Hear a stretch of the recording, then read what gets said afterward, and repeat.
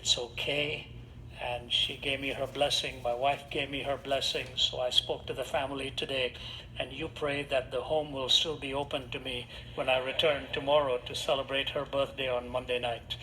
But thank you for having me. It's wonderful to be here. And what Vlad was saying about the memorable meetings in Cluj some time ago, it was an amazing evening to just hear that 1,000-voice choir that he talked about, and to see the hundreds of people coming to know the Lord. See, it was about in the 70s, that late 70s, that I went to Romania for the first time. I was in the city of Pitești. It was somewhere or just a little after I think Billy Graham had been there. And I heard a story told by Billy Graham. It was an amazing story that two of the pilots that had flown him into Romania were walking the streets of Bucharest on a cold winter's day.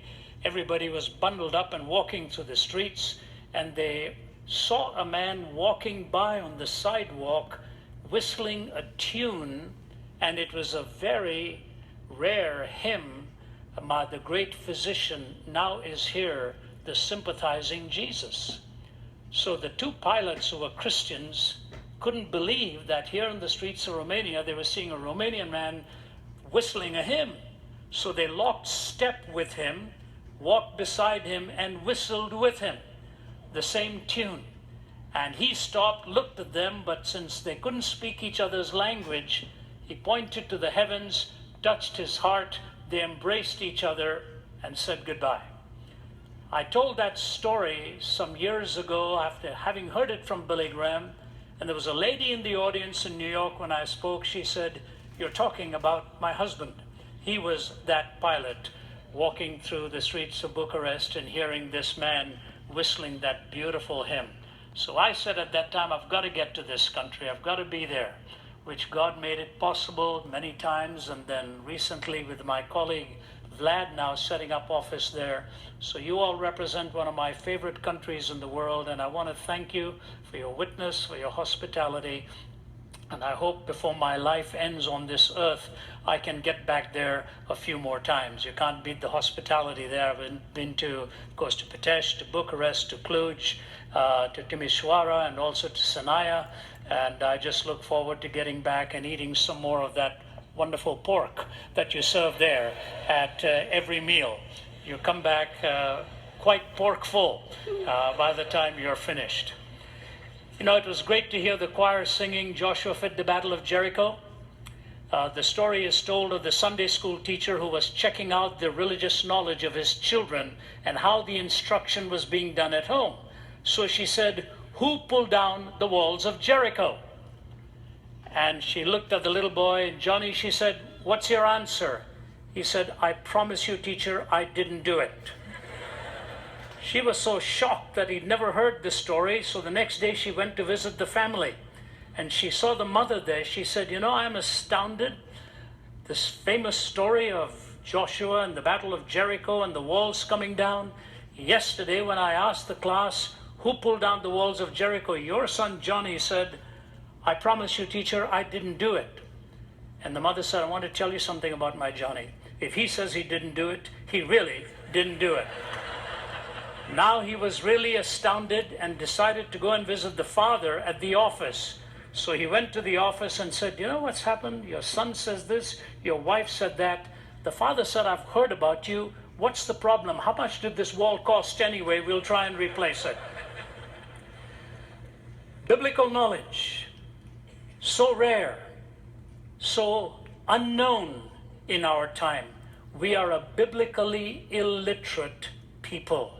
So little of the scripture is expounded. And as I've been asked to speak to you on the maturing and the instructing of the church, I want to talk to you about that a little bit.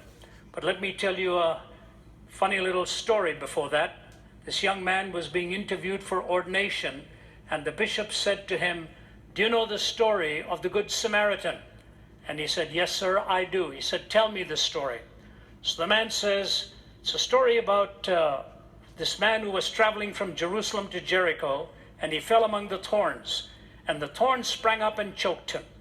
And as he went on, he didn't have any money. And he met the Queen of Sheba, and she gave him 1,000 talents of gold and 100 changes of raiment. And he got into a chariot and drove furiously. And when he was driving under a big juniper tree, his hair got caught in the limb of that tree, and he hung there many days, and when the ravens brought him food to eat and water to drink, and he ate 5,000 loaves of bread and 2 fishes.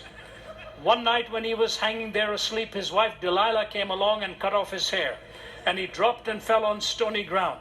But he got up and went on, and began to rain, and it rained 40 days and 40 nights, and he hid himself in a cave and lived on locusts and wild honey.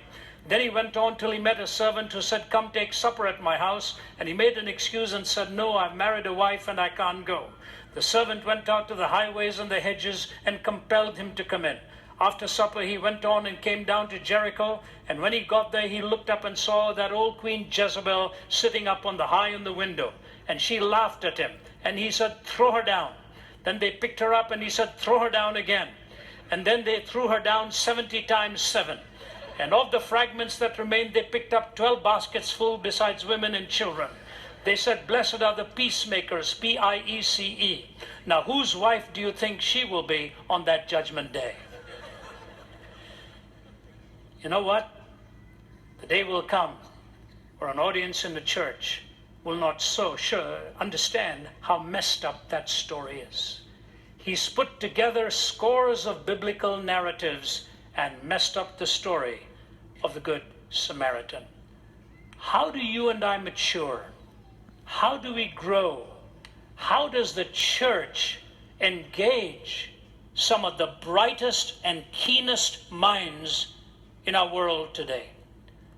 My colleagues and I go to some of the finest universities in the world, whether you're at Harvard or Princeton or Yale, whether you're at MIT, whether you're at the universities of India or the universities of Europe. The audiences are packed to capacity, and the young men and women are coming there because they have no answers to life's deepest questions. All the peripheral issues are addressed in our churches. Sometimes we don't get to the depth of what it is people really want to know. And the same has happened in the university.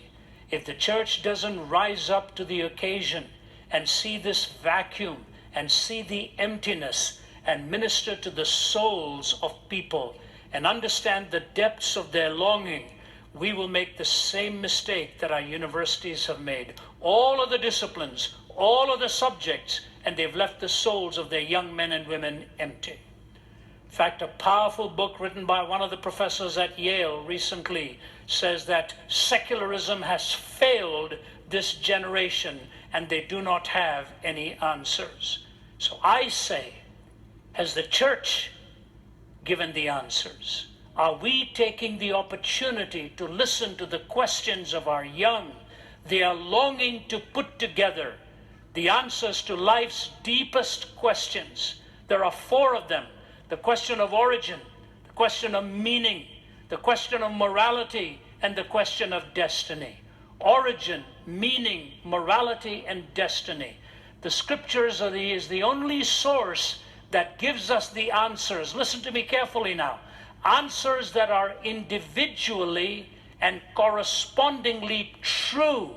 And when all of the answers are given, there is a coherence to those answers so that life can be put back together again, rather than leaving us a fragmented individual. The very English word individual means we are indivisible. We cannot be fragmented. We are looking for coherence and meaning. This is a moment for the church to rise up as a mature body of men and women and instruct in such a way so that the deepest questions are answered for humanity. There are no other answers anywhere else, believe me. I want to speak to you tonight from 2 Kings 21 and 22. It's the story of 2 kings, Manasseh and Josiah. And my message is entitled, Lessons from History, the Tale of 2 Men. The famed poet Percy Bysshe Shelley wrote this poem. I'm sure you as a people can relate to it. It's a bit difficult to interpret and translate, but the general idea will be communicated to you. Shelley wrote this: I met a traveler from an antique land who said to vast and trunkless legs of stone, stand in the desert. Near them on the sand, half sunk, a shattered visage lies, whose frown and wrinkled lip and sneer of cold command tell that the sculptor well those passions read, the hand that mocked them and the heart that fed, stamped on these lifeless things. And on the pedestal these words appear: my name is Ozymandias, King of Kings. Look on my works, ye mighty, and despair. Nothing beside remains round that colossal wreck, boundless and bare, the lone and level sands stretch far away.